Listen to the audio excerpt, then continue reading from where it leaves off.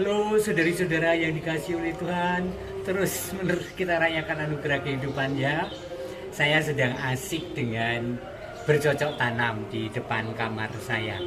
Nih, bagus sekali loh, Sansevieria. Bagus ini, aku suka. Wow. Sambil melakukan ini saya mendengarkan banyak tampilan YouTube, dan diantaranya ada sesuatu yang heboh hari-hari ini berkaitan dengan saudari Rara. Halo Rara. Anda mendengar cerita tentang Rara, pasti Anda kemudian bertanya, aduh siapa Romo? Rara itu kan banyak sekali. Oke, Rara si pawang hujan. Nah, seru kan? Jadi ceritanya kemarin waktu ada motor GP di Mandalika Lombok, di tengah hujan ada seorang perempuan yang keliling menari-nari dengan mungkin dengan juga ritual doa, memohon kepada Sang Ilahi supaya hujan reda, supaya kemudian motor GP bisa dilaksanakan. Seru itu, seru banget. Saya senang melihatnya sebagai fenomena yang asik. Dan ternyata itu disorot oleh, ingat bahwa MotoGP itu salah satu tontonan yang paling dilihat di seluruh dunia. Konon ada 200-an negara yang melihat MotoGP di Mandalika ini. Sangat luar biasa. Maka fenomena Rara si tukang tolak hujan, pawang hujan itu segera mendunia. Akibatnya apa? Tentu saja multi efek dalam banyak perkara. Saya tidak akan mencoba menganalisis tentang banyak hal, kecuali saya ingin menanggapi pertanyaan kepada saya, karena sekarang itu kan komunikasi, relasi, dan apa itu informasi itu kan sangat cepat. Saya sendiri juga nonton GP itu tidak dari Mandalika, tetapi lewat sarana media sosial. Seru banget loh. Ini tentang Mandalika dan Rara, dan banyak yang menganalisis tentang fenomena Rara itu. Banyak sekali. Ini tentang jasa pawang hujan. Di Mandalika pun cukup menyita perhatian. Bukan Ya kan? hanya bagi para turis, bahkan bagi warga lokal sendiri pun. Keren banget loh. Ya. Ketika saya melihat, saya melihat itu penonton bersorak, atau banyak kamera mensoroti Rara. Luar biasa ya, dahsyat ya. Ide menampilkan sosok Rara si pawang hujan dengan ritualnya sendiri, bagi saya sangat unik ya, sangat unik. Dan saya kalau rasakan heran dan hebat ya, ide sebagai ide itu kan menjadi diperbincangkan di seluruh dunia. Saya senang dengan itu. Indonesia dikenal juga karena tradisi dan kearifan lokal melalui sosok Rara si pawang hujan, tentu saja juga melalui kepanitiaan yang sangat luar biasa. Provisiat untuk Durna dan untuk panitia Indonesia ya. Kemudian itu juga otentik. Ini ori banget, milik Indonesia, otentik banget. Walaupun mungkin di negara lain, mungkin Malaysia, Thailand, Vietnam, India, mungkin ada ritus-ritus menolak hujan. Tetapi bahwa itu ditampilkan di gelaran internasional sangat bergengsi dan dipenuhi oleh ilmu modern, teknologi mesin, dan seterusnya, ini sungguh-sungguh cemerlang, Saya senang dan menikmati. Kemudian ternyata di samping viral karena itu, kemudian orang berbicara tentang Indonesia dan ingin melihat lebih jauh Indonesia melalui Grand Prix ataupun melalui kultur yang secuil kuku ditampilkan di sana. Banyak orang ingin melihat jauh ke Indonesia dan turisme akan bertumbuh.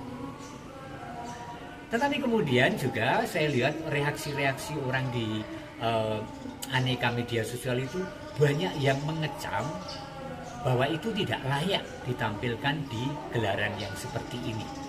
Kecamannya macam-macam dan luar biasa, dan kalau saya saring diantaranya adalah orang itu kalau memandang itu, mengukur seseorang itu atau sesuatu itu atas kebenaran berdasarkan keyakinannya sendiri, bukan kebenaran analitis, tetapi aku meyakini iman tertentu, kepercayaan tertentu, dan itu berbeda dengan kepercayaan, maka itu pasti keliru karena berbeda dengan apa yang aku yakini sebagai kebenaran. Kasihan sebenarnya orang yang masih punya cara pandang yang demikian itu, yang kemudian secara emosional mengecam ABCD dan aneka hal. Bising rasanya. Ketika kemudian orang bertanya, menurut Romo, apa pendapat Romo tentang fenomena Rara? Ya, pertama-tama satu ide yang sangat cemerlang, otentik dan unik. Dua, ini adalah marketing untuk banyak hal di Indonesia, bagi dunia internasional yang saat itu melihat, menonton. Kemudian yang ketiga, maaf ya, saya kok merasa ya ampun, Indonesia itu kok kaya raya yo, dengan aneka culture yo, dengan aneka ritual bahkan yang diekspresikan di ranah publik, luar biasa. Maka saya mengapresiasi juga apa yang dilakukan Rara dalam ritual itu, seraya mengapresiasi orang-orang yang ada di baliknya. Kemudian berkaitan dengan iman, karena saya seorang Romo, saya mempunyai refleksi apa? Spontan, sebagaimana Tuhan Yesus selalu mengajarkan, jangan mengadili orang, atau jangan cepat mengadili orang. Ukuran yang kamu pakai untuk mengukur seorang itu juga untuk mengukur dirimu sendiri.